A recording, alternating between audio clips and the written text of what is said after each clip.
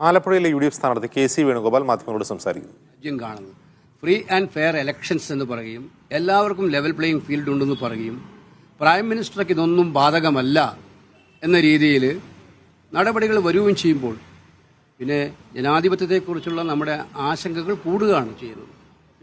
ഇന്നലെ MV ഗോവിന്ദൻ പറഞ്ഞൊരു കാര്യം, അതായത് PV അൻവർ രാഹുൽ ഗാന്ധിയുടെ രാഷ്ട്രീയ DNA പരിശോധിക്കുന്ന പറഞ്ഞാൽ കുടുംബത്തിന്റെ അല്ല എന്ന് പറയുന്നു.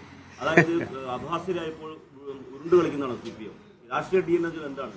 എനിക്കറിയില്ല, അദ്ദേഹത്തോട് തന്നെ ചോദിക്കണം. അദ്ദേഹം ഒരുപാട് ഡിക്ഷണറികൾ നോക്കി പറയുന്ന ആളുകളാണ്.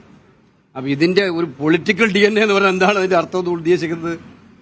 അൻവറിന്റെ പ്രസംഗം നിങ്ങൾ റിപ്പോർട്ട് ചെയ്തതാണ്, അതിനകത്തൊരു രാഷ്ട്രീയം പറഞ്ഞിട്ടില്ല, ക്ലിയറായിട്ട് പറഞ്ഞതാണ്. അതിന്റെ വേർഷൻ ഇത് തന്നെയാണ്.